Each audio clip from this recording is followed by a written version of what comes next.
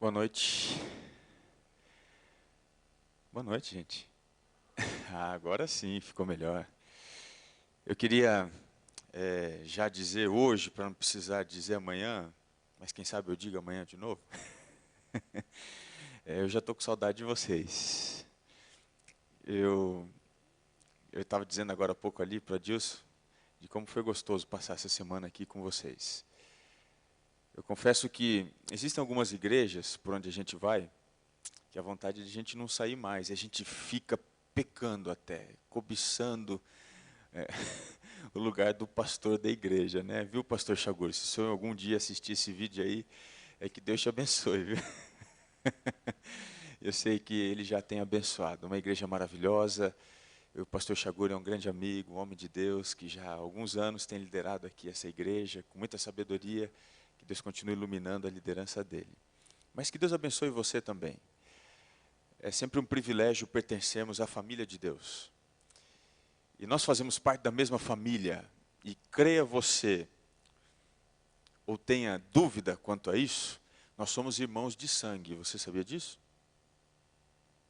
O sangue de Cristo, naturalmente. Nós somos irmãos de sangue. E é um prazer conhecer a nossa família estendida. Que Deus abençoe você. Mas eu quero dar mais uma vez a oportunidade para você abençoar alguém que está perto de você na sessão do descarrego, tá bem? Eu queria que você desse um abraço bem gostoso e dissesse assim, ó, você faz a minha vida melhor, tá bom? Dá um abraço aí no seu, pode levantar, aperta os ossos, estrala o esqueleto aí da pessoa e dê aquele abraço gostoso, abraço de irmão, de urso. Muito bem. Espero que você agora tenha sentido um pouquinho mais de alegria, de paz. Estamos nos momentos tão importantes e sagrados do sábado. E espero que esse sábado seja marcante na sua vida. Queria cumprimentar você também, que nos acompanha ao vivo, ou quem sabe, você que estava navegando, entrou no site da igreja, ouviu um link que levou você ao YouTube e está assistindo esse sermão.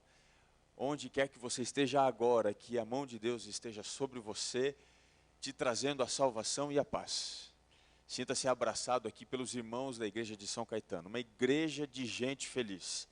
E eu, se fosse você, eu viria aqui, dar uma passeadinha, conhecer essa igreja, conhecer as pessoas maravilhosas desta igreja, você vai ser muito bem tratado. Você então será inserido dentro dessa família. O povo aqui sabe receber bem, viu? Fica tranquilo, vem para cá, chega mais perto, que você vai encontrar aqui um espacinho, um lugarzinho reservado para você. Queridos, eu quero dar um recado para vocês hoje. A minha mensagem vai partir de Mateus. Abra aí comigo a Bíblia no Evangelho de Mateus. Eu queria começar com você no capítulo 17.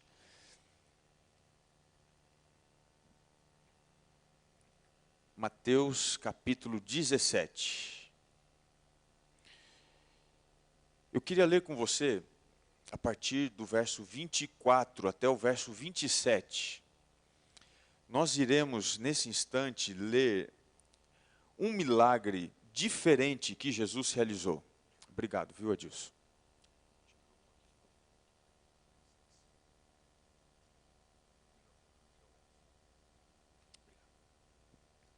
Obrigado mais uma vez, Adilson. Mateus capítulo 17, você que também está acompanhando aí pela internet, abra aí a sua Bíblia do verso 24 até o verso 27.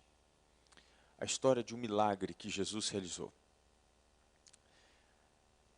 O texto diz assim: tendo eles chegado a Cafarnaum, dirigiram-se a Pedro os que cobravam o imposto das 2 dracmas e perguntaram: não paga o vosso mestre as 2 dracmas? Sim, respondeu ele. Ao entrar Pedro em casa, Jesus se lhe antecipou, dizendo: Simão, o que te parece? De quem cobram os reis da terra impostos ou tributo? Dos seus filhos ou dos estranhos? Respondendo Pedro, dos estranhos. Jesus lhe disse, logo estão isentos quem? Os filhos. Verso 27. Mas para que não os escandalizemos, vai ao mar. Faça o que mesmo? Lança um anzol. E o primeiro peixe que fisgar, tira-o.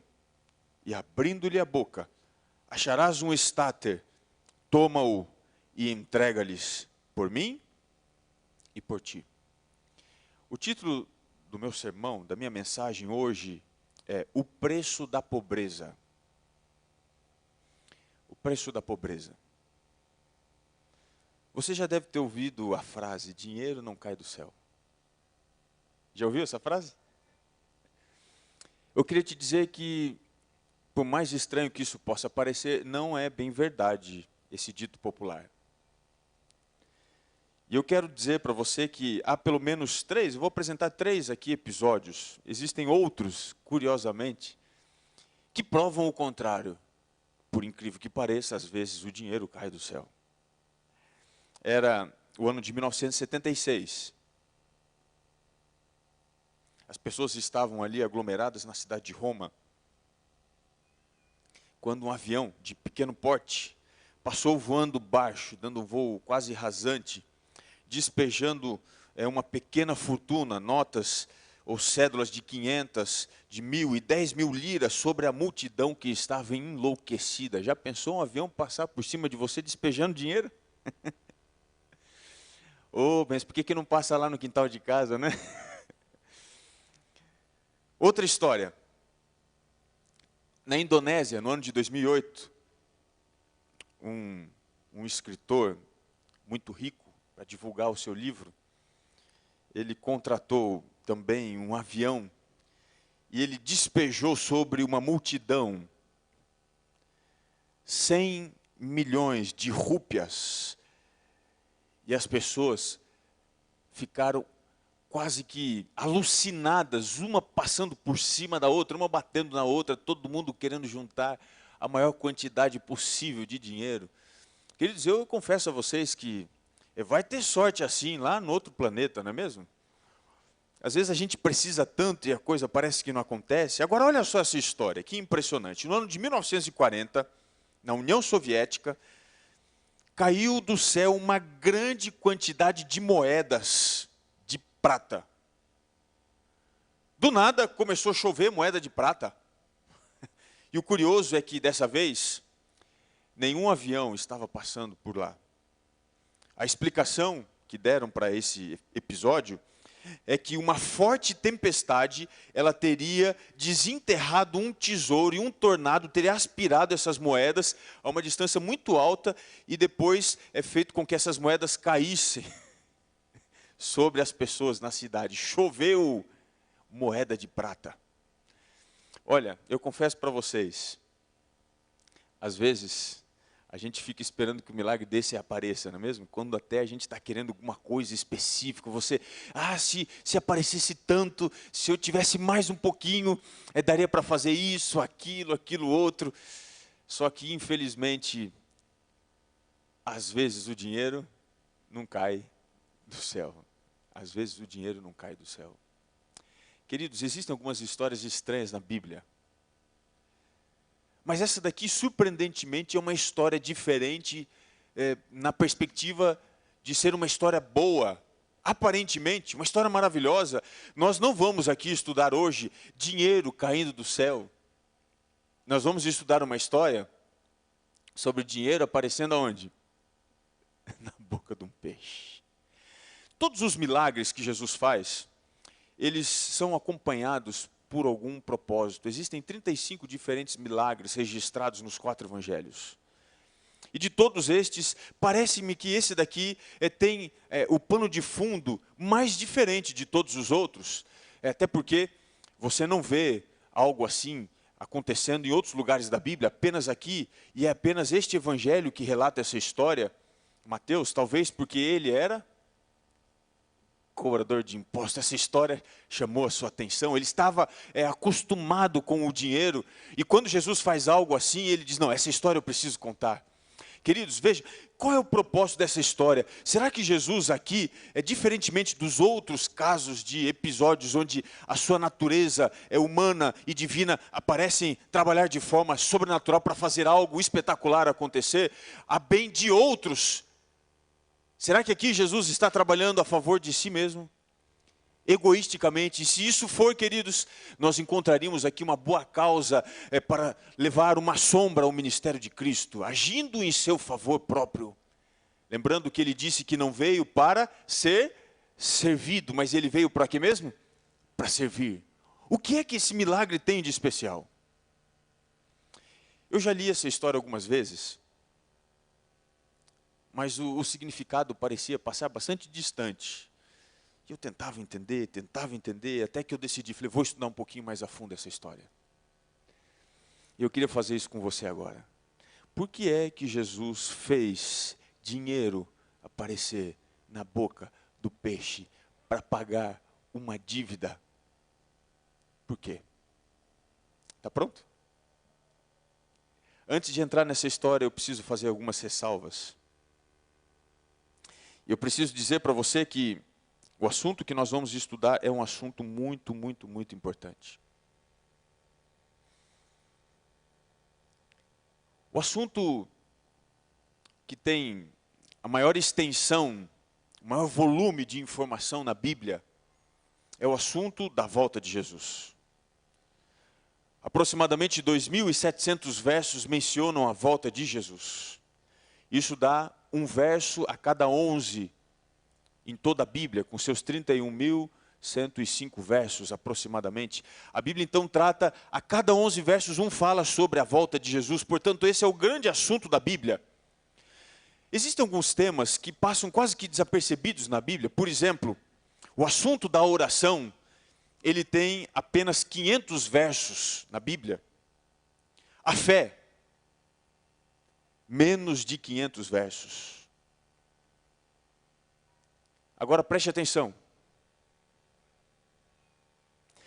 2.300 vezes a Bíblia fala sobre dinheiro, posses, bens materiais. Perceba que é o segundo assunto mais tratado na Bíblia. Só perde para a volta de Jesus e de alguma forma você tem uma coisa relacionada à outra. Dinheiro pode ou não estar associado à volta de Jesus? Daqui a pouco nós vamos entender um pouco mais sobre isso. Dinheiro é um assunto, como eu disse, muito tratado dentro da Bíblia. É mais tratado na Bíblia, mais tratado que assuntos, por exemplo, como oração e fé. Agora, nos evangelhos, preste atenção, é o assunto que Jesus mais tratou, sem sombra de dúvidas. Jesus gostava de falar de dinheiro. E se pessoas vêm à igreja e dizem assim, será que o pastor lá vai falar de dinheiro? E se ele falar de dinheiro, eu vou embora. Eu quero te dizer que se você é esse tipo de gente, você não seria um discípulo de Cristo, porque ele sempre falava de dinheiro. É o assunto que ele mais falava. Em mais de 90 vezes no Evangelho você encontra Jesus falando sobre dinheiro. Das 49 parábolas que ele contou, 24 foram sobre dinheiro. E hoje, por causa dessa aberração, esse monstro que existe aí, a teologia da prosperidade, onde as pessoas são exploradas, esfoladas, literalmente, se criou um estigma, não fale de dinheiro. Não fale de dinheiro. Eu vou falar de dinheiro sim. E daí? Jesus falava. Você precisa ouvir, eu preciso ouvir, nós precisamos estudar. E essa história está aqui não por acaso. Eu queria ir agora ao entendimento mais profundo dessa história com você. E para você entender essa história comigo mais profundamente, nós precisamos fazer uma rápida digressão no Antigo Testamento. Vamos voltar lá. Vá comigo a Êxodo, capítulo 30, do verso 12 ao 16. Nós vamos entender uma coisa muito interessante sobre essa história aqui, particularmente falando. Volta comigo ao livro de Êxodo, capítulo 30. Êxodo, capítulo 30. Eu quero ler com você uma parte quase que esquecida. Não ganha muito destaque por aí. Confesso que eu nunca ouvi um sermão sobre essa parte aqui da Bíblia. Eu nunca tinha ouvido, até decidi pregar sobre ele. Êxodo 30, do verso 12 a 16. Posso ler com você? Diz assim: quando fizeres recenseamento, preste atenção, recenseamento dos filhos de Israel, cada um deles dará ao Senhor o que mesmo? Eu não ouvi. O que cada um deveria dar ao Senhor? O resgate por quem? Cada um dará o resgate de si próprio. Quando os contares, para que não haja entre eles praga nenhuma, quando os arrolares, todo aquele, diz aqui a Bíblia, que passar ao arrolamento dará isso, metade de um ciclo segundo o ciclo do santuário. Este ciclo é de 20 geras. A metade de um ciclo é oferta ao Senhor. Qualquer que entrar no arrolamento de 20 anos para cima, dará oferta ao Senhor. Preste atenção, verso 15. O rico não dará mais de meio ciclo, nem o pobre, o que diz aí? Menos. Quando derem a oferta ao Senhor, e agora observe, para fazerdes o que mesmo? Expiação pela vossa alma. Verso 16.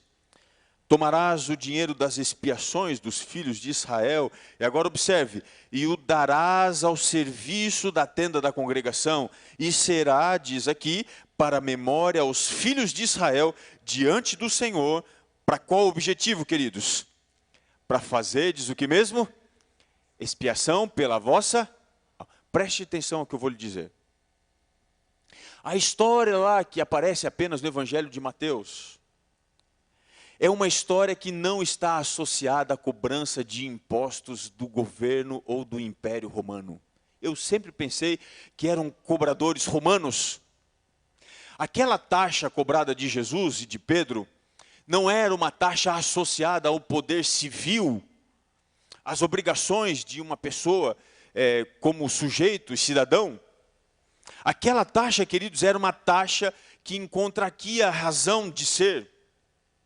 Era uma taxa dada para o templo, a tenda da congregação. Quem é que deveria dar? Todo homem. Por que não fala aqui de mulher? Já expliquei isso para vocês. Porque mulher não era considerada um ser humano igual ao homem. Essa era a visão do Antigo Testamento. Se você ficar nervosa comigo, irmã, fique com o que acontecia lá no passado. A mulher não era considerada um ser humano equiparada ao homem. Portanto, ela não era obrigada a dar ali o resgate por sua alma. O homem, sim. Agora observe, quem deveria dar? O rico. Quem mais? O pobre. A partir de quando? A partir de 20 anos de idade. Por quê? Entendia-se que quando a pessoa alcançava os 20 anos de idade, ela já estava inserida na vida comum da sociedade. Como um cidadão comum, com seus afazeres econômicos, com a sua prestatividade agora, para entrar, ainda que fosse necessário no campo de batalha, essa pessoa que era trazida agora ao contexto comum de vida, precisava reconhecer que para o seu nome estar inserido dentro da lista do povo de Deus, essa pessoa precisava reconhecer a sua miséria, a sua pobreza, ainda que ele fosse rico, e dar uma oferta lá no santuário, dizendo o seguinte: eu sou um pecador, eu sou um desgraçado, eu preciso de um resgate, eu preciso de um salvador, eu preciso de tudo isso para ter o privilégio de pertencer ao grupo daqueles que estão indo para a terra prometida. Eu quero fazer parte do povo de Deus. E reconhecendo isso, você precisava pagar o preço. Resgate pela sua própria alma. Antes de continuar a explicação, eu preciso voltar à história de Jesus. Quando aqueles cobradores do imposto ali, do templo, foram até Pedro e disseram assim: escuta, o seu chefe é caloteiro. Você sabe que a característica de Pedro Pedro era impulsivo. Dizem que hoje já não existe mais essa definição de colérico, sanguíneo, fleumático. Existem outras formas de se entender um pouquinho melhor o ser humano, o comportamento do ser humano. Mas se a gente tomasse ainda por base essa definição, Pedro seria um sanguíneo. Sabe quem é um sanguíneo? Aquele que fala e depois pensa. Conhece alguém assim? Ele já faz, depois ele vai ver o que ele fez. Pedro era assim. Quando chegaram para ele, disseram assim: Pedro, o seu mestre ele não paga. Ele disse: lógico que ele paga. Ele não é caloteiro. Pode pesquisar lá no Serasa o CPF dele. Está tudo em dia. E ele voltou achando que ele tinha dado uma bola dentro, é ou não é? Aí quando ele entra em casa, antes de falar qualquer coisa, Jesus estava olhando assim para ele: ô Pedro, chega mais. Pedrão, deixa eu fazer uma pergunta para você, Pedro. Quem é que paga imposto? Os filhos ou os estranhos? Os filhos ou os estranhos? Hein, Pedro? O Pedro era uma pessoa que tinha resposta sempre pronta. Qual que foi a resposta que ele deu? Os estranhos. E aí o que Jesus disse? Portanto, os filhos estão o quê? Isentos. Sabe o que Jesus estava querendo dizer primeiramente para Pedro? Pedro, é o seguinte: você sabe quem é que tem que pagar esse imposto? Aqueles que não são filhos. Quem é filho não tem que pagar. Pedro, você se esqueceu que eu sou o quê?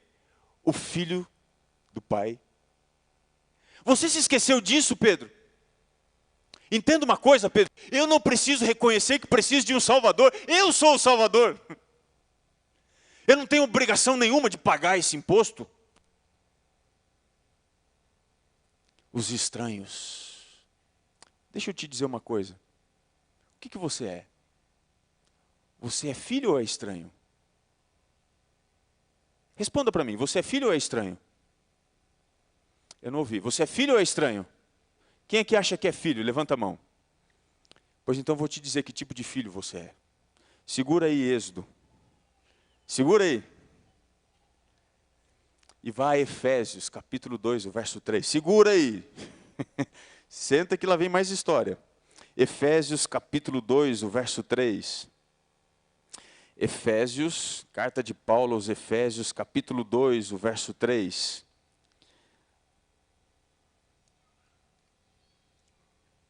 Achou aí? Efésios capítulo 2, o verso 3. Posso ler com você? Diz assim, ó: entre os quais também nós andamos outrora, segundo o que mesmo? Não, ficou fraco. Segundo o que mesmo? As fraquezas, as inclinações da carne, fazendo o que mesmo? A vontade da carne. E o que mais? E esses pensamentos tortuosos. Portanto, queridos, nós éramos o quê? Filhos do quê? Da ira. Como também os demais. Posso te dizer o que você é? Você é filho sim, mas não de Deus. Você é filho da ira. Se você fosse a João 8, o verso 44, até o verso 46, Jesus olhando para os fariseus que representam aqueles religiosos de fachada, que só aparentavam, mas não eram de fato, ele diz assim: olha, vocês são filhos do diabo, porque vivem para satisfazer os desejos do seu coração. Queridos, entendo que nós como seres humanos não somos filhos. Se somos filhos da ira. Em toda a Bíblia, querido, nós somos chamados de filhos de Deus, não por natureza, mas sim por adoção. Porque naturalmente nós somos desgraçados, queridos. Nós todos precisamos, assim como Pedro, assim como todo israelita acima de 20 anos, nós precisamos reconhecer o seguinte: eu sou um pecador desgraçado, eu preciso de um Salvador, eu preciso de paz, eu preciso reconhecer que se não for pelo sangue do meu Salvador, eu serei consumido. Eu não posso fazer parte do povo de Deus, eu não sou filho, eu fui adotado. Queridos, sabe qual que é o preço da pobreza? Eu acho até estranho quando alguém diz assim: eu sou rico. Você pode ter dinheiro, mas nunca você vai ser rico. Você pode ter posses, mas você nunca vai ser rico. Porque você vai ser um desgraçado de um pobre tendo alguma coisa, achando que você é algo, quando na verdade você não é nada. Os israelitas eram chamados a reconhecer que eles eram estranhos. E eles precisavam de Deus, precisavam do Pai. E Jesus, quando olhou para Pedro, disse assim: Pedro, você não entendeu ainda? Eu não sou estranho, eu sou filho, eu sou Deus, eu sou o Salvador. Queridos, existem coisas que saem do campo apenas da profissão e entram no campo da realização, da ação. A fé, o reconhecimento de que eu sou um desgraçado, que eu sou um pecador, que eu preciso de Deus, que eu preciso da sua graça, que eu preciso da sua misericórdia e paz, não é algo que fica apenas no discurso. Na prática da vida cristã, assim desde o Antigo Testamento a hoje, a minha fidelidade, queridos, é um reconhecimento de que eu sou um desgraçado. Quando eu devolvo a Deus o dízimo e a oferta, eu estou dizendo: Senhor, aqui está o preço da minha pobreza.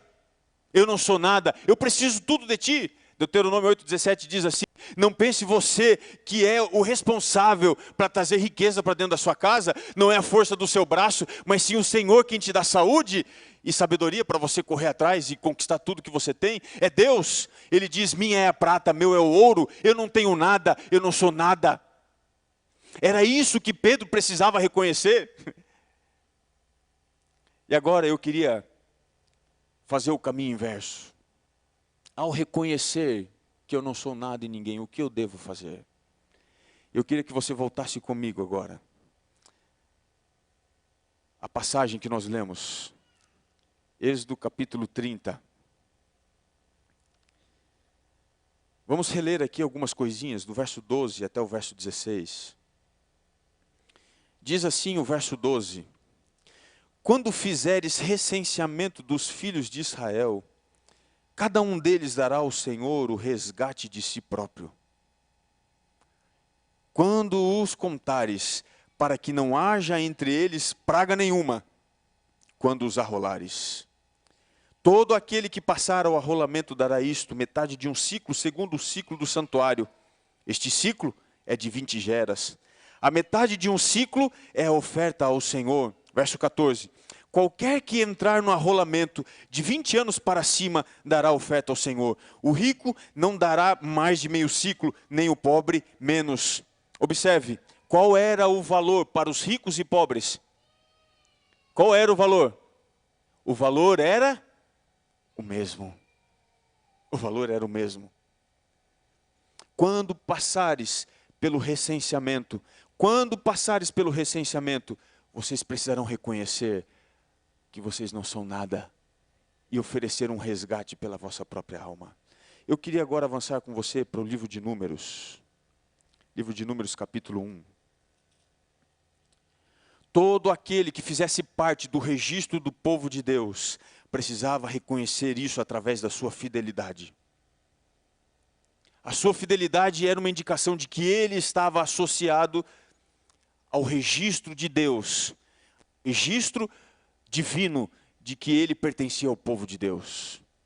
Eu quero, antes de ler com você, no capítulo 1 de Números, fazer aqui uma recapitulação do que nós temos estudado sobre a história do povo de Deus saindo do cativeiro egípcio. Quando o povo saiu do cativeiro, queridos, eles saíram do cativeiro, do Egito, com um destino em mente. Eles estavam indo para onde? Para a terra prometida, Canaã. E nesse trajeto, no meio desse trajeto, Deus agora decide fazer o seguinte: eu vou separar para mim, eu vou registrar para mim. E Deus protocolou no cartório celeste o nome de todos aqueles que lhe pertenciam. E Números capítulo 1 começa falando de um censo. No segundo ano após a saída dos filhos de Israel do Egito, no primeiro dia do segundo mês, falou o Senhor a Moisés no deserto do Sinai, na terra da congregação, dizendo, verso 2, levantai o censo de toda a congregação dos filhos de Israel, segundo as suas famílias, segundo a casa de seus pais, contando todos os homens, nominalmente, cabeça por cabeça. Quem deveria ser contado? Todos. Todos deveriam ser contados, cabeça por cabeça. Deus aqui, queridos, estava encenando uma imagem de juízo, que é aquela que o Apocalipse apresenta no capítulo 3, o verso 5. Um livro onde Deus mantém um registro de todos aqueles que lhe pertencem. Toda pessoa, ao passar pelo recenseamento, entendendo assim, fazer parte oficialmente do registro do povo de Deus, essa pessoa, reconhecendo essa grande condição, esse grande favor não merecido, que é pertencer ao povo de Deus, ele precisava ser fiel a Deus e levar o seu reconhecimento em forma de recursos, de dinheiro. E se você for ao final do capítulo 1, dá uma olhadinha. O verso 45 diz assim: assim, pois, todos os contados dos filhos de Israel, segundo a casa de seus pais, de 20 anos para cima, todos os capazes de sair à guerra, todos os contados foram quantos? Me ajuda aí. Me ajuda aí. 603.550. Deus sabia exatamente quem lhe pertencia. E agora, ao reconhecerem isso, entregando uma oferta no santuário, dizendo: eu preciso de um Redentor, eu quero fazer parte do povo de Deus, mas para isso eu reconheço que eu sou um desgraçado. Ao serem fiéis, queridos, esses daí entravam agora na sua rotina, até, se necessário fosse, para ir à peleja, para ir à guerra. Eles estariam dispostos para pertencer ao povo de Deus, pagar o preço mais alto, que era a própria vida. Essa era a magnitude da profissão de fé do povo de Deus. Deixa eu fazer uma pergunta. Até onde você está disposto a ir para pertencer ao povo de Deus? Vivendo debaixo dessa graça maravilhosa e merecida, que é o perdão que o Salvador, o resgatador nos dá. Até onde você está disposto a ir? Alguns de nós somos tentados a fazer o que o povo de Deus fez. Eu queria avançar com você no capítulo 26 de Números. Preste atenção no capítulo 26. Eu queria ler com você o verso 1 e o verso 2 do capítulo 26. Dá uma olhada aí. Passada a praga, falou o Senhor a Moisés e a Eleazar, filho de Arão, o sacerdote, dizendo, verso 2, levantai o que, queridos? Levantai o que, queridos? O censo de toda a congregação dos filhos de Israel. Da idade de quantos anos para cima? Segundo as casas de seus pais. Observe que aqui a paternidade tem um peso muito importante. Segundo as casas de seus pais, todo em Israel que for capaz de sair à guerra deveria ser marcado, contado. Observe que Números 1, depois do povo ter saído do Egito, Deus faz para si uma listagem de quem lhe pertencia. E aqui no capítulo 26, Deus repete, vou fazer de novo uma contagem. Por que Deus repetiu essa contagem? Entre o capítulo 1 e o capítulo 26, você encontra a história do capítulo 13 e o capítulo 14. Sabe que história é essa? Um dia o povo chegou diante da terra prometida. Não era plano de Deus que eles duvidassem, de que eles entrariam lá. Mas eles fizeram o seguinte, eles chegaram para Moisés e disseram assim, Moisés, nós não temos muita certeza se Deus vai nos levar para lá. Então mande espias para olhar a terra. Eles escolheram 12 espias, um espia para cada tribo do povo. Queridos, isso foi uma ofensa, um insulto a Deus. O povo que, representado agora pelos espias, aguardava uma palavra final. Nós temos condição de entrar ou não temos? E o povo, representado pelos espias, aguardava agora o relatório final. E sabe o que aconteceu? Os espias chegaram. É uma pena que não tenho tempo para explicar isso daqui para vocês. Mas o relatório dos espias foi o seguinte, olha, a terra é maravilhosa. Nós temos os frutos aqui, um cacho de uva foi carregado por 2 homens. Você consegue entender isso? Nós temos aqui uma terra que mana leite e mel. O fato de ser uma terra que manava leite e mel indicava que era uma terra com potencial agrícola, potencial econômico. Nós vamos ganhar muito dinheiro se essa terra for nossa. Só que é o seguinte, nós não podemos entrar. Os espias disseram. Na verdade foram 10, não foram todos, 10. Nós não podemos entrar. E no calor da batalha, é uma pena que não dá para gastar tempo explicando isso daqui para você, mas no calor da batalha, aí há uma dissensão, Caleb diz, que isso, dá para entrar? Nós vamos entrar sim, Deus é poderoso, Ele vai fazer com que as cidades fortificadas caiam diante de nós. E aí então os espias dizem assim, não, nós não podemos entrar, porque os habitantes daquela terra são maiores, e algumas traduções traz assim, ó, são maiores do que nós, mas essa não é a melhor tradução no hebraico. A melhor tradução no hebraico é, eles são maiores do que ele. Na visão dos espias, os gigantes da terra prometida eram maiores até mesmo do que Deus. E essa rebeldia foi tão grande que o povo começou a se lamentar. E eles disseram, nós não vamos entrar, Deus nos enganou. E naquela hora, sabe o que aconteceu, queridos? Deus disse, tudo bem, vocês escolheram não entrar, então vocês não vão entrar. Eu queria ler agora no capítulo 26 de Números, o verso 62, 63 e 64.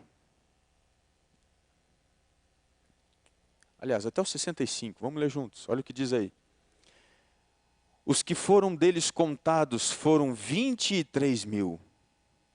Todo homem de idade de 1 mês para cima. Porque estes não foram contados entre os filhos de Israel, porquanto lhes não foi dada herança com os outros. Verso 63. São estes os que foram contados agora no segundo censo por Moisés e o sacerdote Eleazar, que contaram os filhos de Israel nas campinas de Moabe, ao pé do Jordão, na altura de Jericó. Verso 64.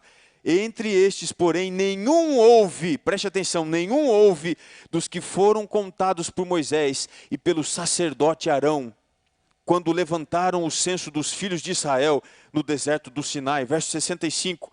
Porque o Senhor dissera deles que morreriam no deserto, e nenhum deles ficou, senão Caleb, filho de Jefoné, e Josué, filho de Num. Alguém daqueles 600.000 e poucos que haviam sido contados, entrou na terra prometida? Alguém entrou? Não. Por que eles não entraram, queridos? Porque de alguma forma eles deixaram de sonhar com a terra prometida, olharam para o deserto, sonharam com o Egito e desacreditaram no poder de Deus. Não entraram na terra prometida. Eu quero dizer para você o seguinte, fazer parte do povo de Deus significa não apenas sonhar com a terra prometida, mas significa estar disposto a pagar o preço por ela. Nós temos um céu a conquistar, queridos. Ninguém vai entrar no céu por acaso. Quem entrará lá, finalmente, evidenciará através de uma vida fiel ao lado de Deus, dizendo, Senhor, eu vou vencer os gigantes, os desafios que se apresentarem, me impedindo de chegar a esse destino tão sonhado e prometido. Quando você vai à história, aqueles cobradores de impostos, eles estavam fazendo o papel dos espias. Eles estavam desacreditando no poder de Cristo de salvar a humanidade. Para eles, Jesus não tinha condição de resgatar o perdido, e era um caso perdido ficar ao lado de Cristo. Na verdade, eles queriam desencorajar Pedro de continuar como um discípulo. Mas naquela hora, depois de dar uma explicação sobre natureza humana e divina, Jesus faz um milagre. O dinheiro aparece na boca do peixe. E agora eu quero terminar indo para essa perspectiva da história. O milagre do dinheiro aparecer na boca do peixe. Jesus pode fazer qualquer milagre? O que você acha? Sim ou não? Tem certeza? Sim ou não? Pode ou não pode? Jesus precisava pagar aquela conta? Ele precisava pagar? que foi que ele falou? Os filhos não precisam, portanto eu sou filho, eu não preciso pagar essa conta.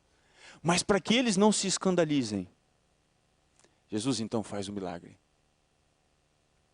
Onde é que o dinheiro apareceu? O dinheiro poderia ter aparecido na mão de Pedro, se Jesus estralasse assim? Jesus fez assim, ô Gabriel, chega mais. Passa ali no caixa celestial e traga um pouquinho ali do ouro da nova cidade santa, Jerusalém. e traz aqui, tira um pouquinho aqui, traz aqui para o Pedrão aqui. Ele está precisando pagar uma conta. Deus podia fazer isso ou não? Podia ou não podia? Mas qual foi o milagre que Jesus fez? O dinheiro apareceu aonde? E agora responda para mim, por que o dinheiro apareceu na boca do peixe? Sabe por que ele apareceu na boca do peixe? Eu vou te responder. Porque Pedro era um pescador. Sabe qual é o recado de Jesus? Pedro, você precisa ser fiel a mim no dia a dia, no cotidiano. Se você for fiel a mim, eu farei o milagre da provisão. E o maior milagre da provisão, o milagre da salvação acontecer no dia a dia, no exercício das suas funções. Esse, queridos, é um milagre sobrenatural, operado na realidade natural. O milagre de Deus para você não tem a ver com uma realidade que não lhe pertença. O milagre de Deus para você, para que você entenda que é um filho dele, e que mesmo tudo que você tem, não pode pagar a sua salvação, mas sim ao ser fiel a Deus, nas pequenas coisas do dia a dia, assim você reconhecerá que Deus é o seu Salvador. Esse milagre, queridos, é um milagre oferecido para aqueles que não desviam daquilo que é certo, nem por isso daqui. São aqueles que olham os problemas, os gigantes, e eles dizem, Deus é maior, Ele me fará vencer. Eu quero te dizer que se você é professor, Deus tem um milagre para você na sua profissão. Se você é um comerciante, Deus tem um milagre para você na sua profissão. Se você é um advogado, Deus tem um milagre para você. Quando você está ali exercendo sua função de defensoria, seja ela pública, seja ela criminal, civil. Se você é um engenheiro, um arquiteto. Se você é um autônomo, eu quero dizer para você que no dia a dia, cada comércio, cada empreendimento que você abre, cada recurso que vem, é Jesus dizendo o seguinte, eu sou o seu Salvador, eu comprei a sua alma, eu sou o seu Senhor, você faz parte do meu povo, e eu te abençoo na coisa comum, ordinária da sua vida. Eu estou aqui com você, eu estou cada dia do seu lado, você faz parte dessa rotina, porque um dia você vai fazer parte de uma outra rotina, você estará dentro da cidade de Santa Nova, Jerusalém, e porque você foi fiel no pouco, eu vou te colocar sobre o muito. O milagre do dinheiro na boca do peixe é um milagre diário de Deus na sua vida e na minha vida. A salvação que me alcança, que me transforma onde eu estou, do jeito que eu sou, para ser aquilo que Deus espera que eu seja. Que milagre maravilhoso. Era o ano de 2014. Eu estava fazendo uma série de evangelismo na cidade de Sumaré. E antes dessa série de evangelismo, alguém saiu visitando as imediações da igreja para levar convites para as pessoas. E uma dessas pessoas, dos irmãos que saíram, ele viu um galpão meio abandonado, estava bem descuidado. E ele decidiu bater. E ele bateu palmas e ele não conseguiu ouvir muita coisa, a não ser o barulho de um radinho. E ele foi se aproximando, foi chamando, até que alguém ouviu e respondeu. Essa pessoa chegou bem perto. E finalmente ele se apresentou e ali estava um senhor chamado José Carlos Luiz. Nos minutos seguintes, o José contou a história que eu vou contar aqui para vocês. José Carlos era um homem muito rico. um médico neurocirurgião na região de Campinas. Durante 30 anos, ele foi uma das maiores referências médicas naquela cidade. Mas acontece que alguns amigos se aproximaram dele e disseram assim: escuta, você não quer ganhar dinheiro, mais dinheiro? E às vezes a cobiça, ela nos leva a lugares perigosos. Ele disse: eu topo, qual que é o esquema? E eles disseram: olha, nós todas as vezes que vamos participar de conferências médicas ao redor do mundo, nós levamos drogas, porque nós somos médicos e nós não levantamos suspeitas. Eles fizeram um convite para que ele se transformasse num traficante de drogas internacional. Ele aceitou. Ele começou a transportar drogas e ganhar dinheiro, assim, uma quantidade assustadora. Mas quando você não está fazendo aquilo que é certo, uma hora a conta vem. Você paga o preço. Ele estava indo para a cidade de Roma. E quando ele chegou, ele não sabia, mas a Interpol já estava de olho nessa quadrilha internacional.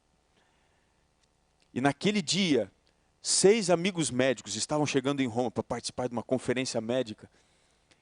E eles foram ao mesmo tempo presos e levados para a cela na cidade de Roma. Os 6 presos foram colocados em lugares diferentes para não haver comunicação entre eles, para depois, quando o depoimento fosse colhido, não houvesse nenhuma situação ali combinada. Ele me disse depois, e disse também para aquela pessoa, que ele estava sozinho na cela. Naquela cela, olhando para um lado, olhando para o outro, ele disse que bateu um desespero, um arrependimento. E é nessa hora que a gente decide procurar aquele que deveria ser o primeiro contato do nosso dia, não é? Sabe o que ele fez?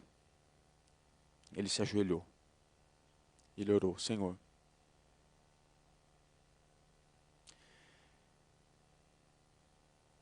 olha onde eu vim parar. Olha o que eu fiz da minha vida. Eu não precisava disso. Eu só quero dizer que eu gostaria muito de sair daqui. Queria que o Senhor me libertasse. Ele orou com fé. Depois de algum tempo, alguns dias depois, alguém entrou na cela e disse assim: Seu José Carlos, o senhor está livre. Pode ir embora. Ele falou: como assim? Eu estou livre? Sim, você está livre. Como assim eu estou livre? Sim, você está livre. Tem alguma acusação? Não. Tudo foi retirado. Mas retirado por quem? Disse: não, você está livre. O senhor pode ir embora. Mas e os meus amigos? Não, eles vão ficar. Mas como assim? Não, eles estão presos, eles vão permanecer presos. Mas e eu? Não, você está livre, pode ir embora. Ele pegou as coisas dele e veio embora para o Brasil. Os amigos deles ainda ficaram presos ali. Na verdade, no ano 2014, eles ainda estavam presos. E ele solto.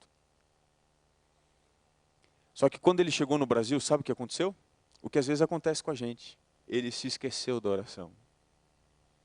Se esqueceu de quando tinha pedido para Deus o libertar daquele lugar. E ele começou agora uma nova fase da sua vida. Ele perdeu o seu CRM, não podia mais clinicar, operar. Apesar de ser um excelente médico, ele perdeu os direitos de médico e decidiu se tornar um empresário e abriu uma empresa de demolição. E ele me disse que ele ganhou agora mais dinheiro do que antes. Só que ganhando dinheiro ele se esqueceu de Deus. E aí, queridos, o dinheiro às vezes ele é um grande inimigo nosso, não é? Ele decidiu começar assim alguns relacionamentos fora do casamento. E no dia 1º de janeiro do ano de 2009,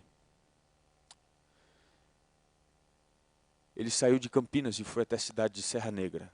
Eu não sei se você conhece ali a estrada, mas chegando em Serra Negra, muitos motoqueiros, eles gostam de ir para lá porque é uma estrada bem sinuosa, muitas curvas. Ele estava com uma mulher na garupa, a esposa do seu melhor amigo. Ele passou reto na curva. A mulher morreu. E ele foi levado para o hospital em coma. Ficou 6 meses em coma. Quando ele acordou desse estado vegetativo, a sua esposa já tinha, durante esse período, feito todo um esquema com os advogados. E tudo que ele tinha ficou bloqueado pela justiça e dado a ela. Como resultado desse episódio, ele estar com uma mulher na garupa da sua moto e ela morrer, ele ficou sem ter nada. Um homem que era rico, tinha sido médico, não tinha mais nem dinheiro para comprar bujão de gás. Você consegue entender isso? Não tinha para onde ir. E se você olhar o José, ele anda com muita dificuldade, ele anda assim, com uma bengala, e ele anda muito devagar. Porque ele praticamente foi quebrado todinho naquele acidente. Ele ainda fica em pé, mas ele não consegue se locomover com facilidade. José Carlos, ele foi parar, sabe aonde? No fundo daquele único empreendimento que ele tinha, que era aquele galpão, que não tinha nem luz elétrica. Ele foi parar lá jogado. Não tinha dinheiro para comida, não tinha como lavar roupa, e ele estava ali. Sabe o que aconteceu quando ele chegou naquele lugar? Ele se lembrou de Deus. E ele fez uma oração. Senhor, olha eu aqui outra vez, né? Tenha misericórdia de mim. Me salva. Há chance ainda de salvação para mim. Eu quero ser fiel a Ti, Senhor. Enquanto ele estava orando, queridos, lá no quartinho, eis que ele ouviu um barulho de palmas. Sabe quem era? Era aquele irmão que tinha ido lá levar um convitinho para uma série de pregações da palavra de Deus. O José foi todas as noites naquela semana de evangelismo. Quebrado, moído, humilhado. E eu tive o privilégio de batizá-lo depois. Ele deu um testemunho, queridos, maravilhoso. Eu tenho algumas fotos, pena que eu não trouxe para vocês verem. Ele disse assim, olha, eu literalmente precisei perder tudo para entender que com Deus eu tenho tudo. Tenho tudo que eu preciso. Ele desceu as águas. Ele foi transformado numa nova criatura. Ele foi aceito por Deus. E hoje ele dá testemunho da sua fé. Sabe, queridos, nós não precisamos beijar a lona para entender que quem paga o preço da pobreza da nossa alma é Jesus, é Deus. Não há dinheiro no mundo. Não há recurso no mundo. É o milagre do dinheiro na boca do peixe que nos enuncia o poder de sustentador, de resgatador, que Deus em Cristo nos oferece. E se você tem sido até hoje mesquinho, se você tem lutado com dificuldade, não tem conseguido ser fiel a Deus, se você não consegue se entregar completamente, entregar aquilo que mais importa na sua vida, eu queria te chamar hoje a um recomeço. A você apagar tudo que ficou para trás e dizer, Senhor, a partir de agora o Senhor manda em mim. O Senhor manda na minha vida. Há alguém aqui essa noite que gostaria de vir aqui à frente dizendo assim, Senhor, eu quero hoje me colocar nas Tuas mãos, eu quero ser fiel a Ti completamente. Me ajuda a ser fiel a Ti. Há alguém aqui que gostaria de vir à frente? Dizendo assim, Senhor, eu estou aqui, cuida de mim, cuida da minha vida. Cuida daquilo que eu tenho falhado. Paga o preço, Senhor, e me salva. Faça de mim um instrumento de paz. Eu quero estar em Tuas mãos. Você, a partir desse instante, está reconhecendo, assim como Pedro, que você precisa de Deus para pagar o preço da sua pobreza. Nós vamos cantar um hino que é uma oração. Esse hino diz assim, em Tuas mãos. Senhor, eu quero estar em Tuas mãos. Se eu estiver em Tuas mãos, nada me falta. O Senhor me basta. Esse hino é uma oração. Enquanto você canta em forma de oração, Deus aceita a sua entrega. E Ele vai te ajudar a ser fiel a toda prova. Cante esta oração.